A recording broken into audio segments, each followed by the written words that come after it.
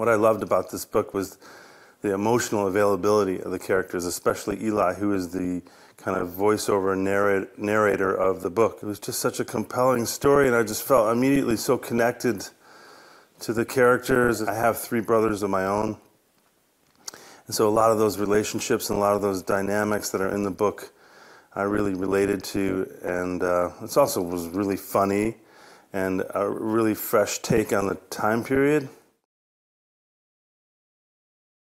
At one point it was being considered that I play another character in the story, and well, I was a lot fatter at the time, so it was very clear that I should play the fat one. I don't think I know anyone who has as perfect a record as Jacques. Every single one of his films, whether you identify with the story or not, or whether it's your type of movie, is one thing, but you can't deny the quality of the acting and the filmmaking from film to film. He has, in my view, a perfect record. I really trusted Jacques right from the beginning because he was so specific, and he has an incredible bullshit detector. So you get used to being really ruthless with yourself about authenticity and honesty and really trying to connect with the material from moment to moment. The kinship is trauma, I would say. You know, the brothers, this relationship, you know, when they were born, began as a perfectly normal brotherly relationship, sibling relationship, and then they go through this horrible trauma, and that shaped and forged the dynamic of what they're like together, and then they set off on this life of violence. It's very symbiotic, and then it's completely codependent, and then it's almost like one person, and they're joined together.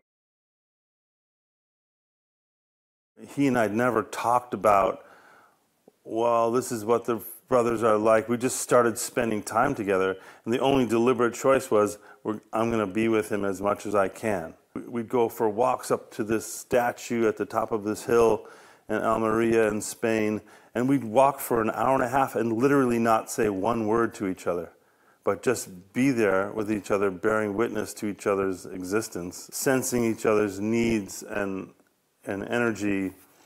That's been a lot of the experience with Joaquin, and by extension, Eli and Charlie, you know. John Morris is the sort of scout.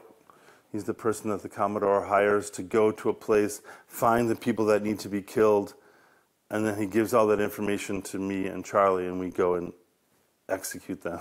It turns out he ends up being kind of an idealist. When he meets Herman Warm, he's someone who's on the leading edge of human evolution of the time. So when people who are ready for a change come across him, he has this magnetic effect on them, and they realize, oh my gosh, there's something different in the future, and this guy knows it, and they fall under his spell.